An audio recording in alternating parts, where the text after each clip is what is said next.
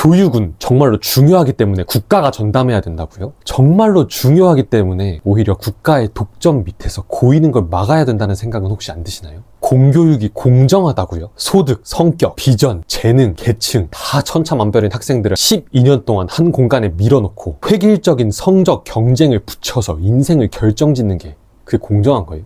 아니 막말로 학교에 신경 쓸 여력도 없이 가정일로도 뭐 불화가 됐든 경제적 어려움이 됐든 가정일로도 너무 막 어려움을 겪고 있는 학생이 아무런 걱정 없이 학업에만 열중할 수 있는 환경을 완벽하게 마련해주는 부유한 부모 밑에 자녀와 똑같은 공간에서 똑같은 경쟁을 한다는 게, 그리고 그게 인생을 좌지우지하는 최고의 요소가 된다는 게, 이게 어디 봐서 공정한 거예요? 그렇습니다. 공교육은 전혀 공정하지 않습니다. 공교육의 시간은 끝났어요. 공교육이 폐지되는 게 훨씬 더 교육적입니다.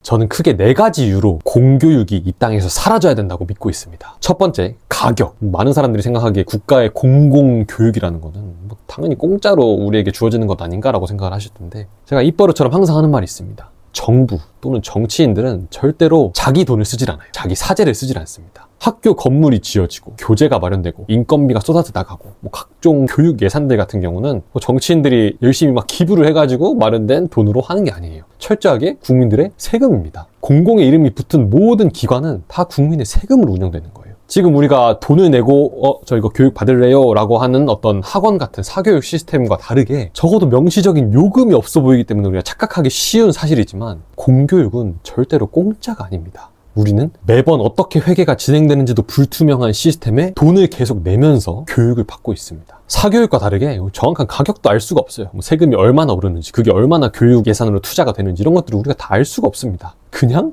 내라는 만큼 내는 거예요. 두 번째 이유는 교육의 질입니다. 독점이 늘 그렇듯이 독점은 가격 상승을 이야기하기도 하지만 질적인 하락을 이야기해요. 왜? 어차피 대안이 없거든요. 소비자들은 무조건 의무적으로 공교육을 선택해야 됩니다. 결국 우리가 지금 목도하고 있는 대로 계속 고이는 거예요. 제가 존경하는 미국의 경제학자 라스바드는 이런 말을 했습니다. 정부들은 그들이 제공하는 서비스의 대가로 수익을 얻지 않는다는 점에서 모든 다른 단체와 대조가 된다. 그 결과 정부들은 다른 이들의 경제 문제와는 전혀 다른 경제 문제에 직면한다. 더 많은 재화와 서비스를 다른 이로부터 획득하기를 원하는 개인들은 다른 이들이 원하는 것을 더 많이 생산하고 팔아야 한다. 하지만 정부들은 소유주의 동의 없이 더 많은 재화를 빼앗는 어떤 방법을 찾을 필요가 있을 뿐이다. 시장에 있는 모든 판매자들, 생산자들이 어떻게 하면 소비자들의 선호를 더 만족시킬까? 소비자들의 마음을 더 살 수 있을까? 를 고민하고 있을 때, 독점 시스템의 종사자들은 어떻게 하면 내가 예산을 많이 끌어올 수 있을까? 국민들의 세금을 내가 더 많이 차지할 수 있을까에 대해서 신경을 많이 쓰게 돼 있어요. 내가 잘해야 돈을 버는 게 아닙니다. 일단 교직에 임용이 되고 나면은 나는 거기서 끝이에요. 적어도 소비자들을 대상으로 한 경쟁의 차원은 거기서 마무리가 돼요. 더 이상 어떤 질적인 향상을 기대할 수가 없게 되는 겁니다. 자, 만약에 공교육이 폐지된다면 세상에는 정말 다양한 교육기관들이 들어올 텐데, 그 교육기관들은 가격에 있어서도 또 교육적인 질에 있어서도 정말 각기 다른 다양성을 가지고 있을 겁니다. 소비자들의 선택의 폭이 넓어지는 거예요.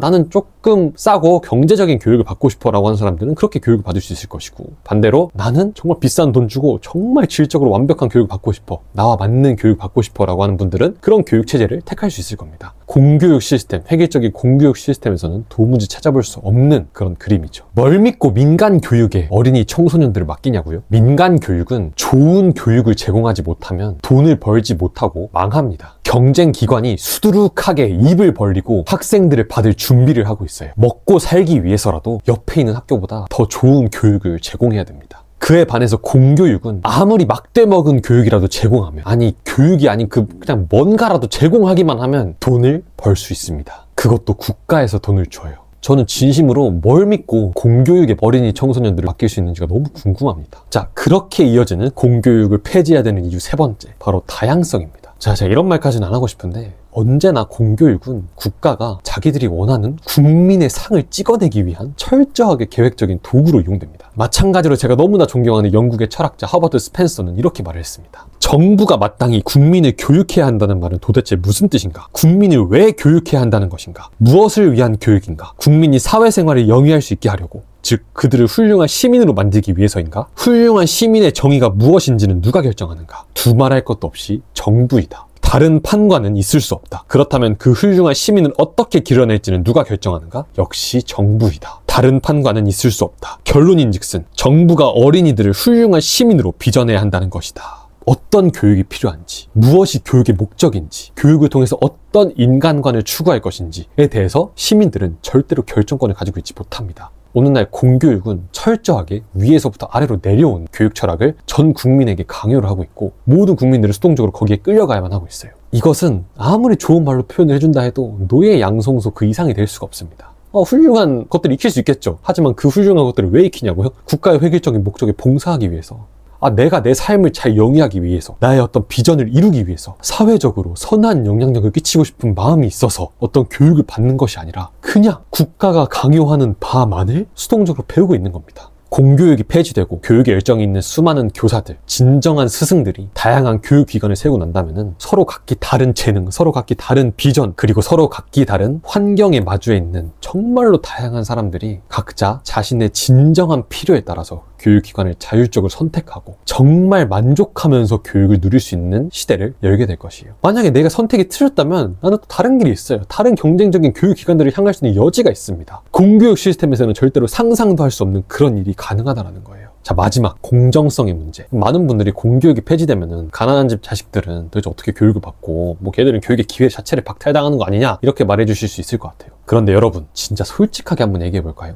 부잣집 아이와 가난한 집 아이가 한 공간에 모여가지고 같이 경쟁하면은 그게 공정해요? 아니, 가난한 집 아이가 국가의 은혜로 공교육에 편입돼서 막 방정식 배우고 함수 배우고 열심히 막 고등학교까지 다 졸업을 하면은 그 사람의 인생길이 잘 열려요? 우리 진짜 솔직해져야 될 것 같아요. 공교육을 아무리 받는다고 해도 사회적 약자 계층에게 뭔가 진정한 길이 열리거나 하는 일은 없습니다. 개천에서 용이 나는 거는 공교육을 열심히 받아서 가능한 게 아니라 정말 기가 막히게 내가 이 세상에 필요한 사람이 되는 걸 발견할 때 일어날 수 있습니다. 한마디로 세상과 경쟁해야 하는, 진짜 이 세상의 벽과 맞서 싸워야 하는 사회적 약자 계층은 공교육을 안 받는 이만 못해요. 아니, 당장에 돈 많이 내고 추가적으로 사교육 받아가지고 훨씬 더 훌륭한 성적을 내기 쉬운 부잣집 자식들과 사교육 학원은 구경도 못 해본 가난한 집 아이가 어떻게 경쟁을 한다는 거예요. 예외 사례가 없다고 말하는 게 아니에요. 예외 사례 한두 학생이 공교육으로 성공을 하니까 공교육 문제 없어, 확률적으로 괜찮아 라고 안주하는 게 안 된다는 겁니다. 나머지 모두는 체계적 불공정에 노출돼 있음을 직시해야 돼요. 방법은 두 가지밖에 없습니다. 사교육을 아예 전면적으로 금지를 시키던지, 아니면 각자 다른 길을 갈 수 있도록 그들에게 자유를 주던지. 다른 모든 문제에서도 그렇듯 교육에서도 자유가 해답입니다. 사회적 약자 계층의 아이들, 저소득층 아이들은 지금 그 절박한 필요를 채워줄 자신만의 교육기관을 찾아갈 필요가 있습니다. 획일적인 공교육이 아니라 지금 가장 나에게 필요한 것이 무엇인가 를 나를 가장 사랑하고 나를 가장 잘 아는 내가 결정할 필요가 있다는 거예요. 정말 다양한 교육기관이 나올 겁니다. 그 중에서 지금 나의 환경, 나의 재능에 가장 잘 맞는 교육기관은 어디인가를 그들은 주체적으로 결정할 수 있어야 돼요.